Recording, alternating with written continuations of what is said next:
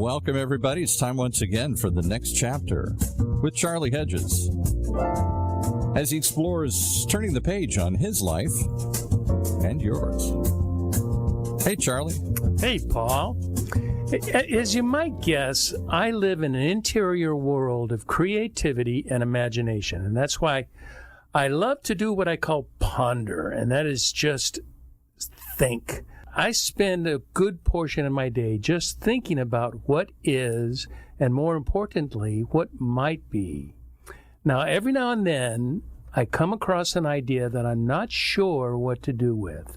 That's when I make a phone call to my go-to thinkers, and I really have two who I love to ponder challenging topics with. Now, when it comes to deep thinking, my go-to deep thinker will always be the ever so brilliant Lindsay Davis, a woman of keen insight and thorough logic. Today, I chat with Lindsay about the perils of certainty and the necessary advocacy of living intentionally in an uncertain and chaotic world, the world of real life, the one where you really never know anything for sure.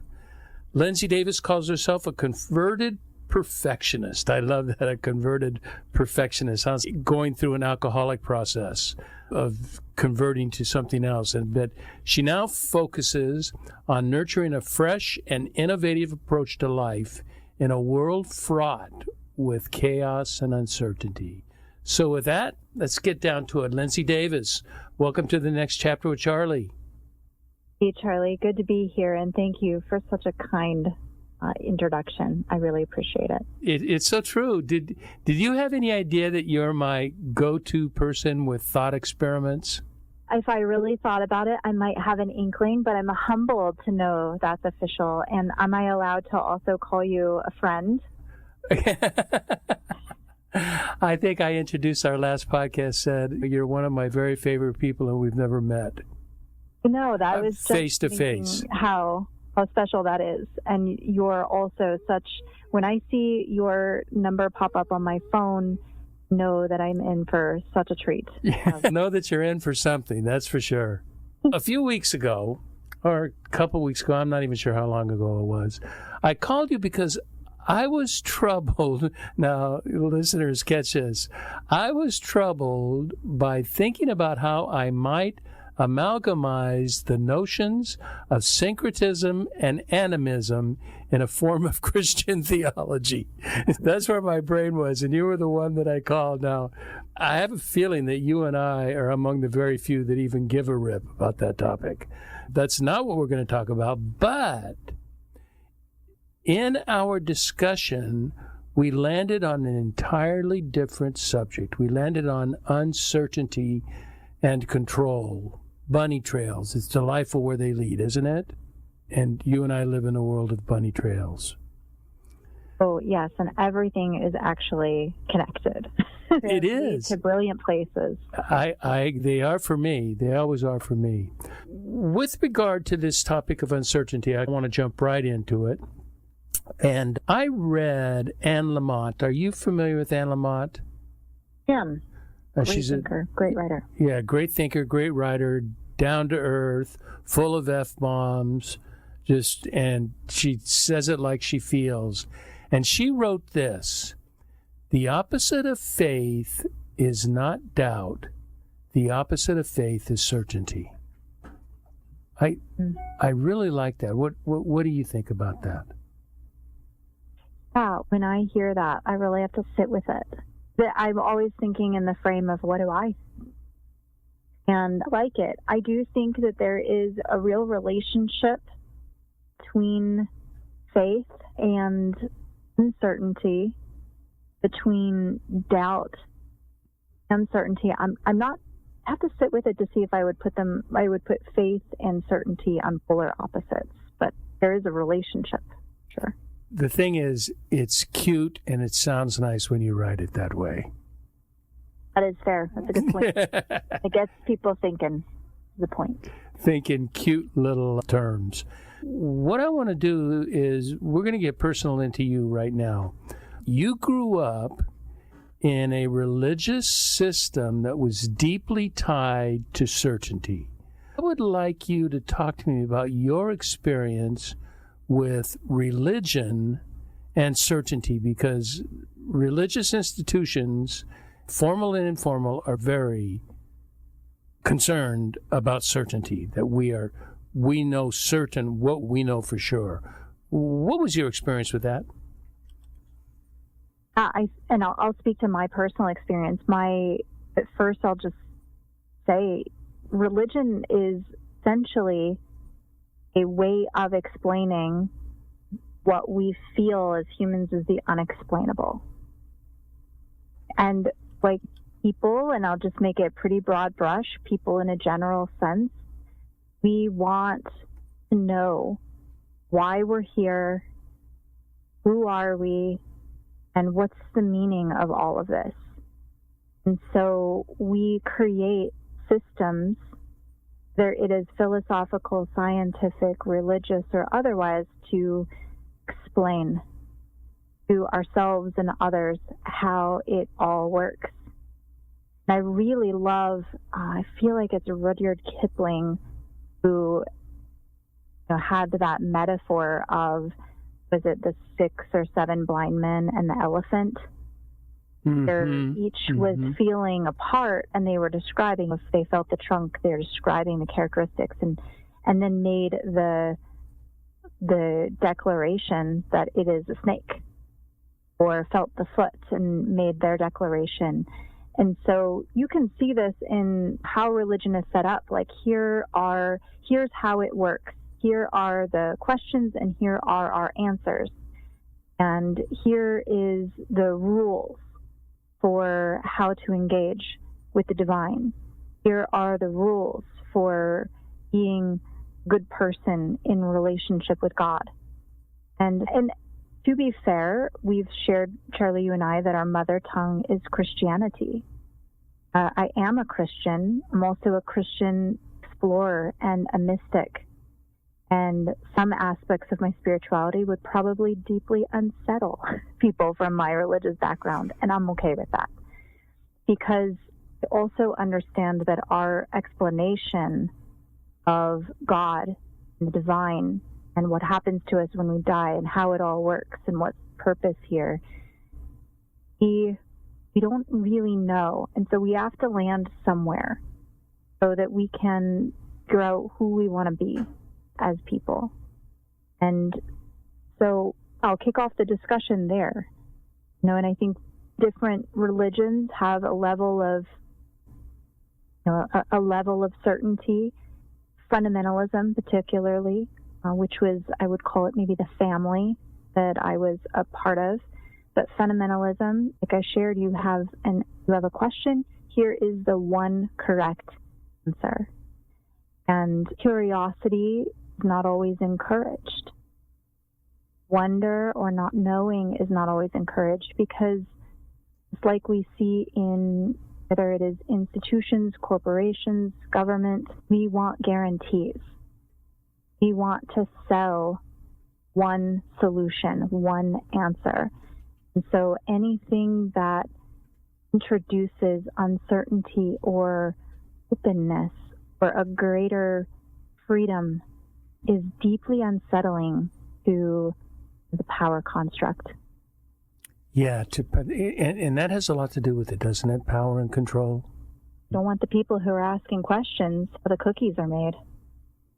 Yeah. And the teachers don't know how the cookies are made. They just know they're cookies. And they're going to talk about the cookies. A couple of things came to mind. One of them, when I left I was an evangelical before evangelicals became a bad name. Evangelicals were the freedom people of fundamentalists. That evangelicals believed much of what fundamentalists believe, but with not so hard and fast.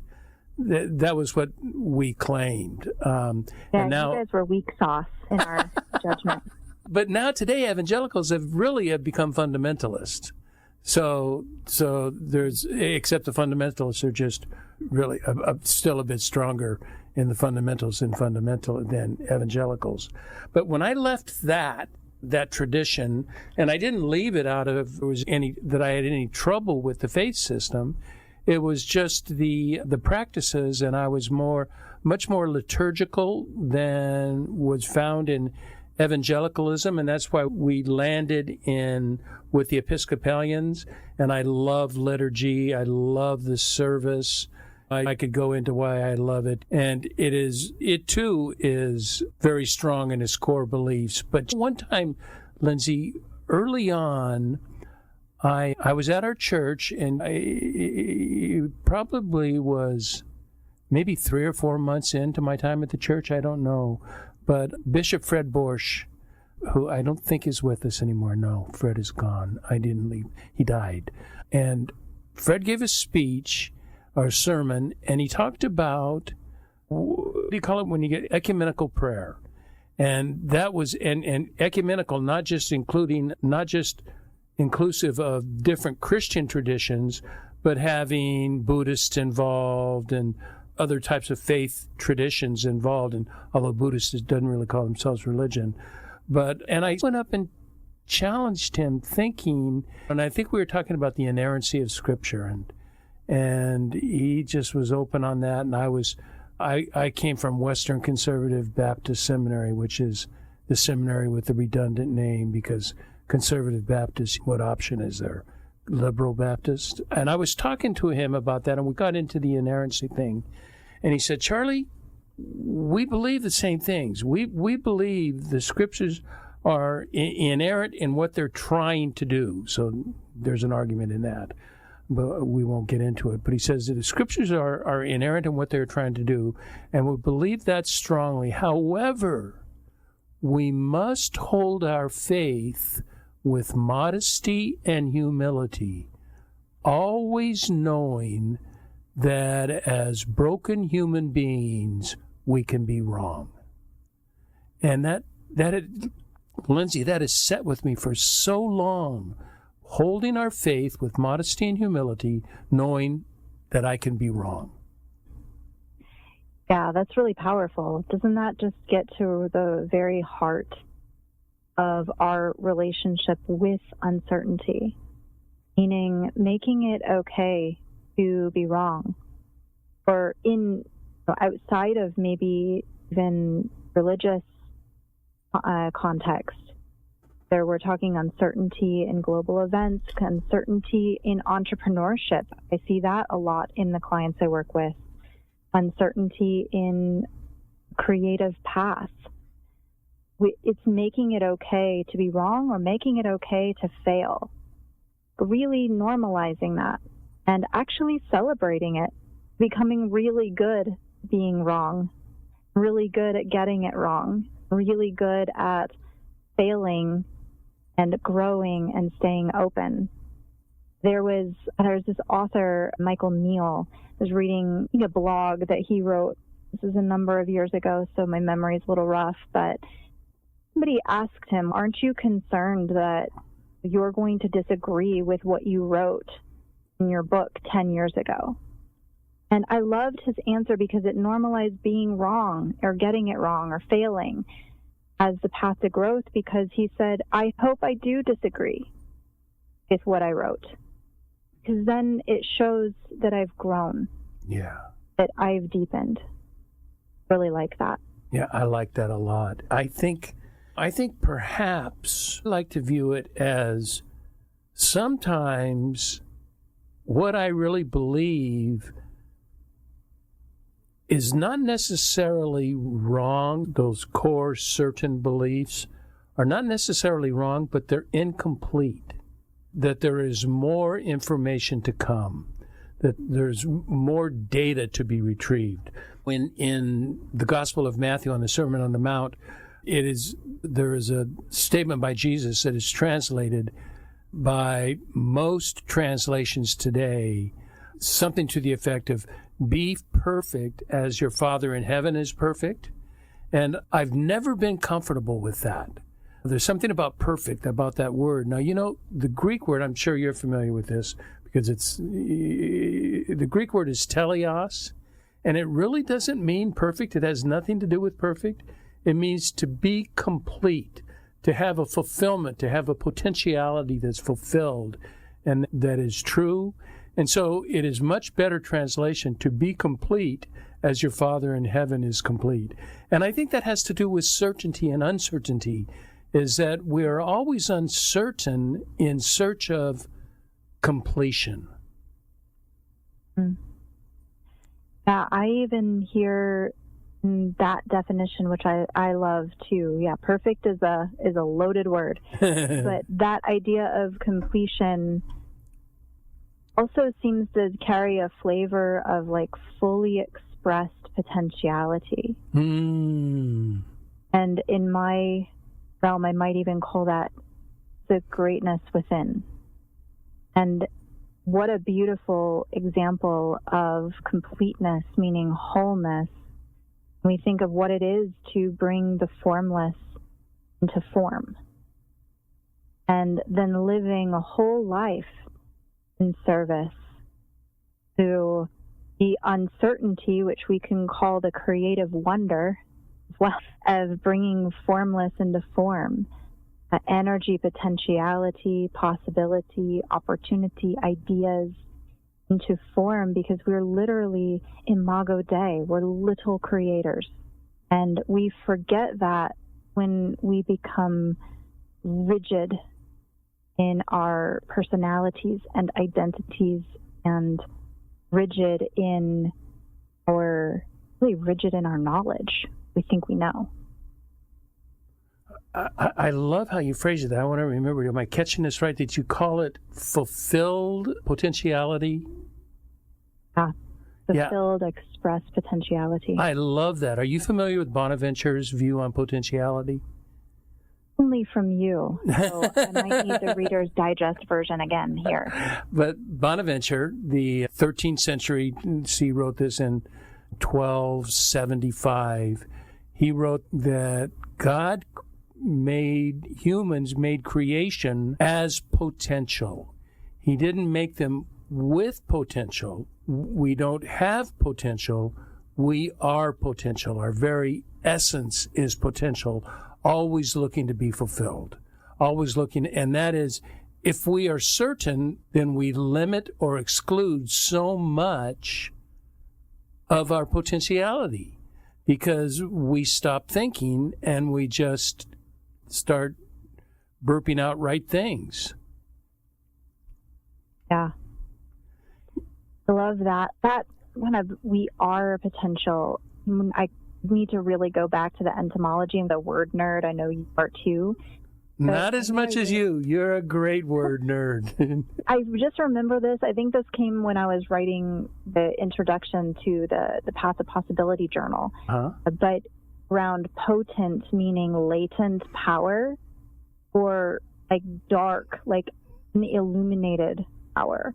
And I love this in this Bonaventure variation because it just picture it as like all of these limitless power cords that are just waiting to be plugged in, so that the next thing, the next idea, the next personality, the next expression can be illuminated, expressed, and lived in a life. And when you meet people like yourself who are agile learners throughout their life, and they're really interesting humans.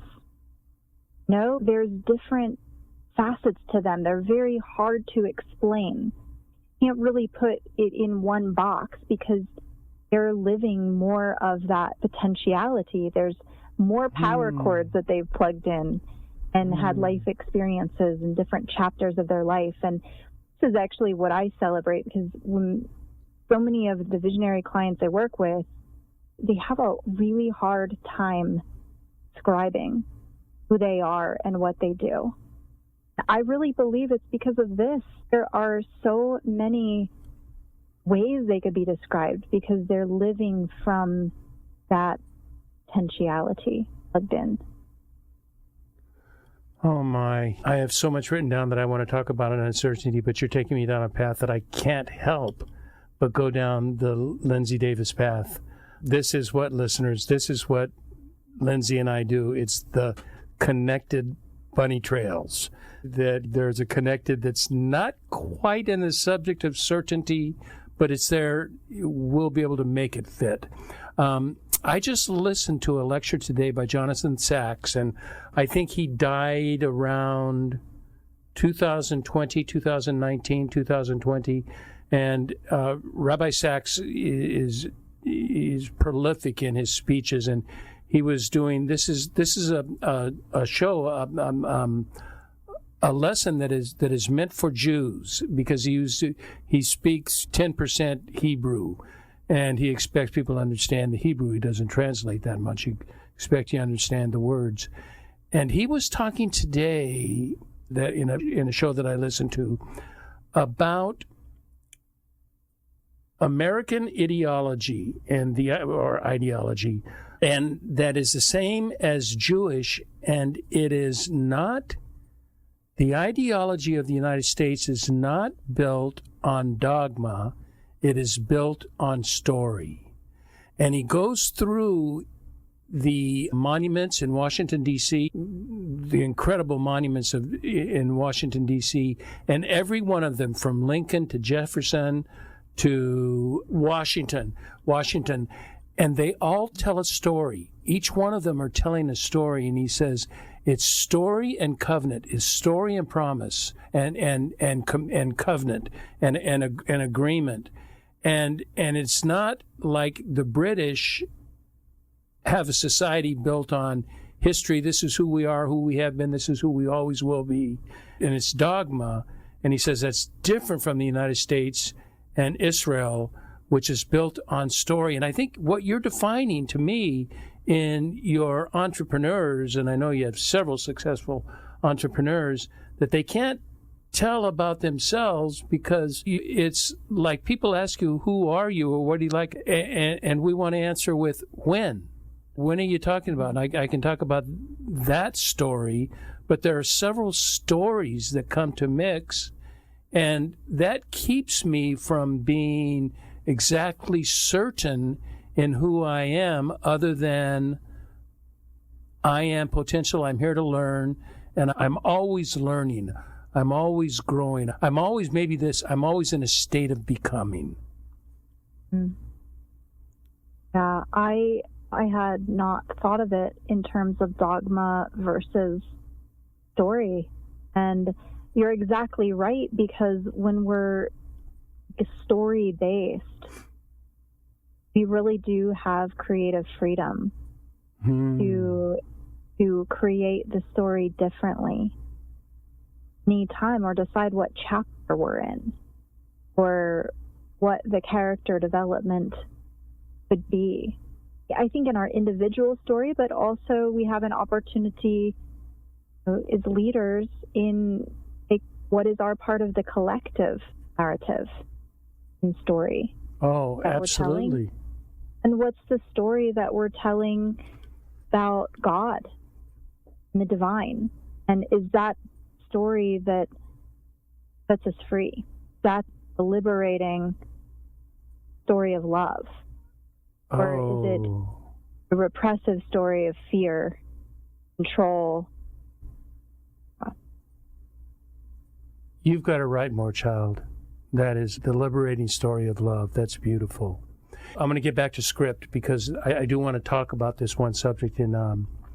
I read this recently within the last year or two about Karl Barth, who's a 20th century theologian, who's one of the key theologian of the 20th century. Wouldn't you say Karl Barth is one of the top 4 or 5 guys out there talking theology? And he states that anyone studying theology requires them to explore the divine through the lens of wonder. If you can't look at the scripture, if you can't look at the text, and you can't look at corroborating text around it, if you can't look at it as wonder, you're not understanding the divine. It's not that simplistically put. And because he goes on to say, without wonder, we have no mystery. And without mystery, we have no need for faith. Therefore, if we have no need for wonder, mystery, and faith, we have no need for religion, and we therefore have no access to holiness of God. There is little wonder in a world of certainty, because wonder is all about surprise at the unexpected. It's profound. You always have the most amazing theologians and leaders and, stick writers. Yeah, but if we don't have uncertainty, then we don't have wonder. We have, I expected that. That was what was supposed to be. And how do you look at divinity without awe and wonder and imagination?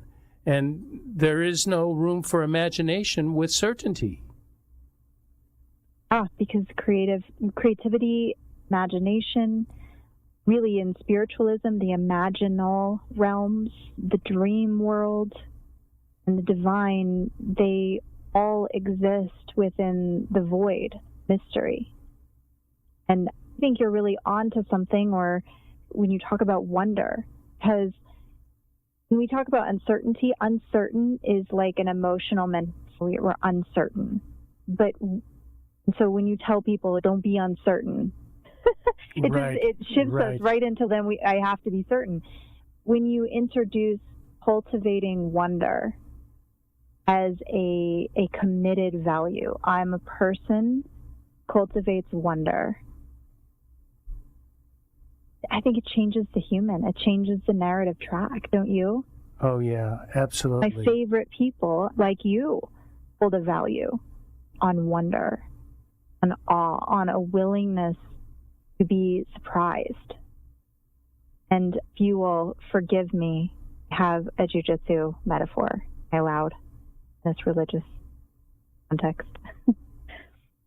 I'm thinking if Paul's motioning me break, we do need to break because I want to go somewhere else, but I want to continue on with this up. But I do want to comment on what you said, and I can't remember. I do this. I'm doing this on shows all the time. That comes with turning 75. I turned 75 on Monday. So I'm 3/4 of a century, and that means I'm 3/4 of the way of losing certainty because you can't remember any damn thing. Let's take a break with that. We're going to take a break, and we're going to come back to why we're afraid of uncertainty. Thanks, Charlie.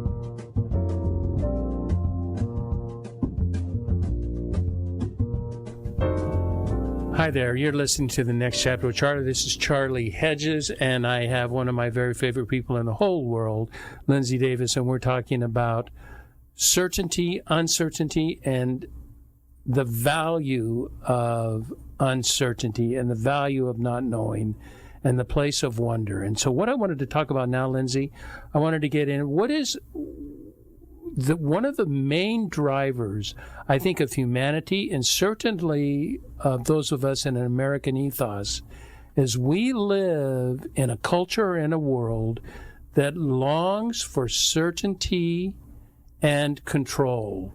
We want predictability.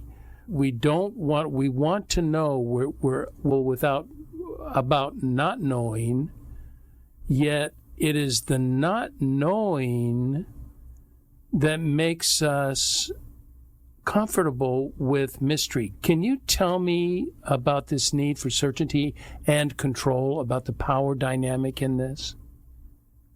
I really love this direction in our conversation because we say we want certainty. Whether it's as a culture or an individual, we say we want to know.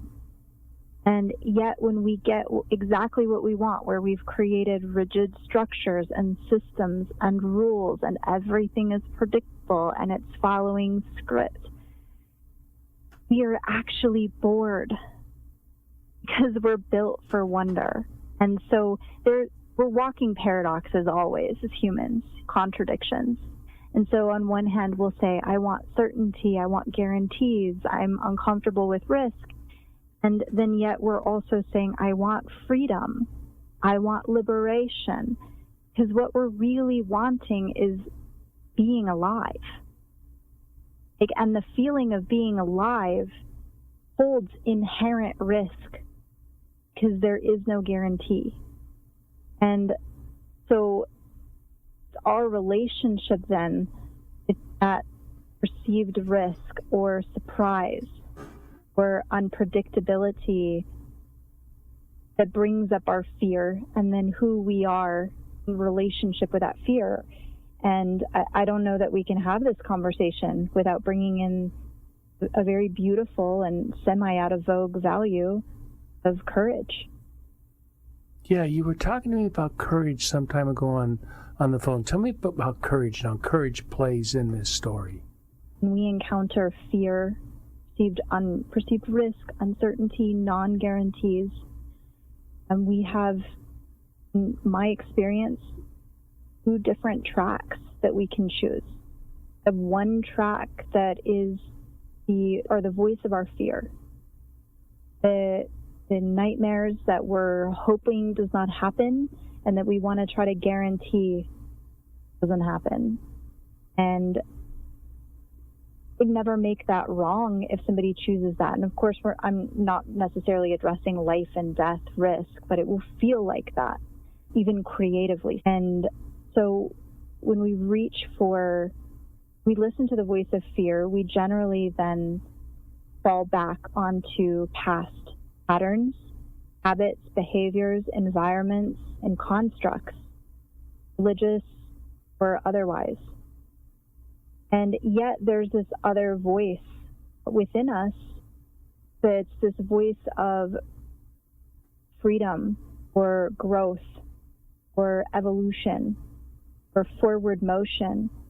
And it asks us, it invites us onto the edge of what we've experienced, what we've created before, how it all works, and even our own ideas of our personality and our potential.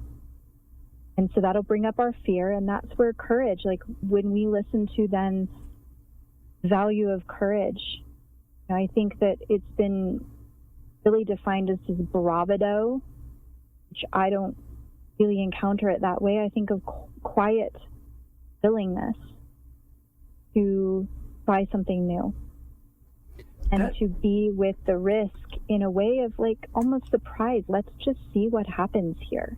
When listening to you, that makes me consider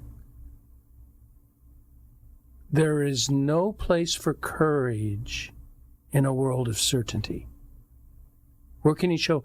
I can think of courage. My mind right away goes to the battlefield, which I have no experience with, only in reading and film.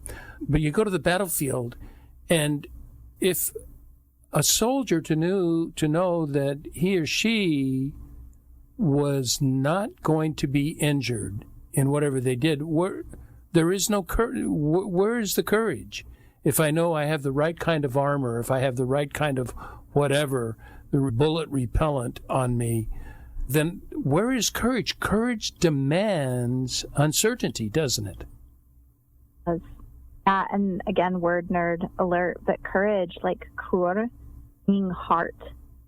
Meaning, I really think this can't be separated from divinity, because it's being moved by something greater, or being directed by a higher vision, set of values than my immediate fear dictating.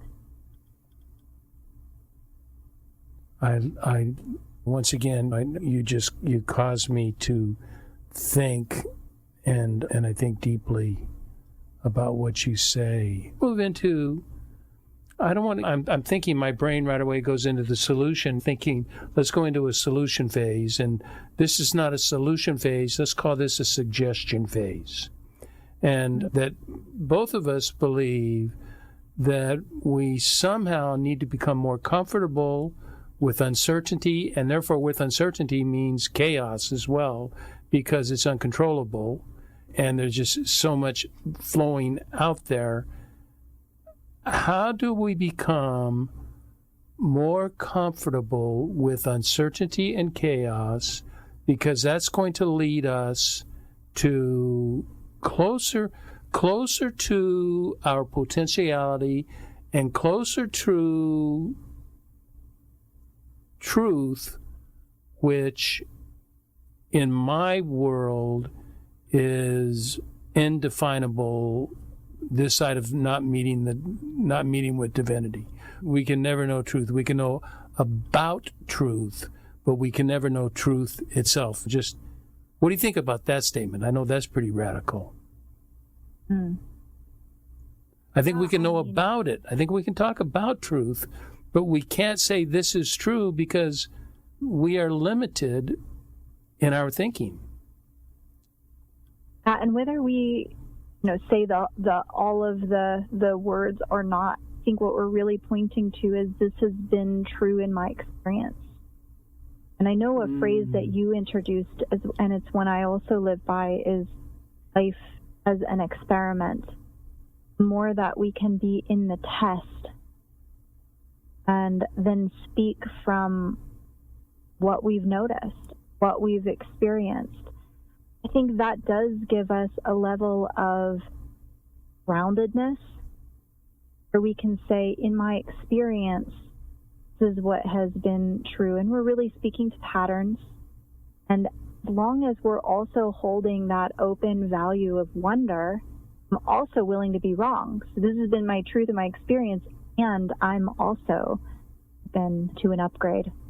Yeah, that's beautiful. That's beautiful. And you know what word I would emphasize in that statement? In my experience, I would emphasize my. That makes it very distinctive. This is my point of view. This is my experience. It's not your experience. It's not the experience of the absolute. It is in my experience of life. This is what I observed. And we talked about that it's essential for the growing person to view life as an experiment, not as a surgical intervention that is going to hardwire us into some truthful manner of thinking. That was where this can be a collectivism, right? Because we also, as I'm living my experiment, I'm willing to share with you what I'm learning and how I'm seeing it right now. I can learn from your experiment. You have more experience on me than I do, and so I can learn from you, and likewise, and we learn from writers from their experience, and it's like this compounding collective effect when we're open. Yeah, and you know what I think we need to be open to now. Remember, we're talking about suggestions of how you might be more comfortable with uncertainty. And viewing life as an experiment means that we are also open to failure. If there's an experiment, is not always successful, except in what it teaches us for the next phase, for the next experiment. But failure flies right in the face of certainty. If I fail, then I was certain. My certainty is not quite so certain, is it? No, and if we're using that in the suggestions, or using the metaphor of an experiment really as a tool, an invitation to live life in this way, another aspect of experimentation is held known variables. So I've also found it really helpful to not catastrophize. Say, everything's uncertain, everything's chaotic, there's no certainty, because we don't tend as a species to do well with that kind of drama. And so when we can really say this one area, whether it's religion or it's culture, is at a level of chaos or uncertainty, then we also sit down with ourselves and say, what are the known variables? Where do I have a level of footing here? Where can I bring some structure or rigor? And what exactly am I testing? Because in a good experiment, you're not testing every single variable at the same time. then you're also bringing a structure, meaning you're paying attention to what's happening and what you're learning. And you're taking the time to document that and review it as data. Yeah, I like that. And I like the idea of, back again to the pronoun my, it would be much better for me to say, this is my truth. This is what I've learned from my experience and my learning, my observations, my DNA, all this stuff that makes up me. These are my truths, but they are my truths for now until something else gives me reason to think differently. I've said on the show so many different times, never believe what I say today, because with more information, I could take the opposite view tomorrow. And I'm actually going to take from this conversation with you, Charlie, your word of complete. This is how I see it. This is my point of view, or this has been my experience. Here's where I'm bringing a level of knowing. Here's where I'm not sure how it works. This is how I'm testing it. Right? This is what I'm discovering, and might find out my view is incomplete. Really like that word a lot. Thank you for that. Yeah, and I like the use of incomplete here. I have much more on this subject, but I think our listeners, we've taken them, you and I have gone, do what we usually do, and that's we go down deep and stay down long. We can do that, but it's not great for a podcast. It's better to go down deep and let people ponder it. So what I'll do is I want to wrap up, but I want to wrap up with a deep question. This one, I don't even know if you're going to be ready for this. I wrote this out before, so I'm just going to read what I wrote, because I think I want to be precise. I know that we've already spoken quite a bit about certainty and a bit about the nature of God.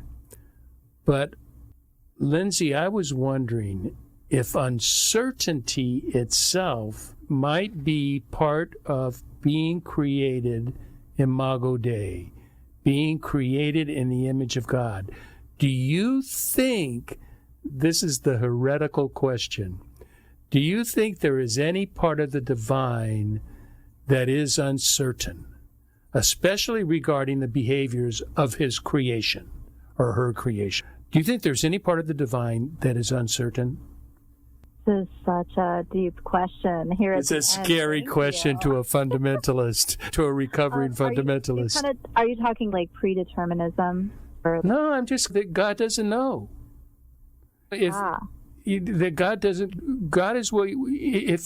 is waiting for our behaviors to demonstrate our faith and our love, if that is in the whole predetermined, if that's predetermined, then where's the fun? Where's the interest? What interest is it to God? That assumes robots. That I know exactly how this is going to end. Is there a possibility, is there a part of God that is uncertain? I wonder what Lindsay's going to do. How's she going to manage this? I know that flies in the face of all the theology you and I have been taught. Sure, but yeah, to your point, we follow the track that everything is predetermined and God is very certain about everything. And there is a level of what's the point? It's all going to play out. And we don't seem to then have responsibility as humans for the choices that we make or the narrative that we live by. It doesn't seem to matter. And I think when we follow that track of zero certainty, like whatever, just don't know that we are tremendous humans. And so is there maybe a version of God that holds a level of willingness to be surprised by creation, be surprised by the choices of an individual or collective? Yeah, I can't be certain, to be punny, Charlie. I can't be certain, but that's a pretty exciting Well, isn't it? Think about the Hebrew text and all the stories in the Hebrew text. And the stories, how many times is God surprised? And how many times is God made joyful in the behaviors of creation, of the people that he created, and especially of Israel? How can he be surprised, and how can he receive joy if he already knows they're going to do this anyway? What's the fun in that? There's no fun in being God then. I know I'm sounding crazy now. I think you might have answered the question. Yeah, right? There's really little joy, awe, surprise, delight.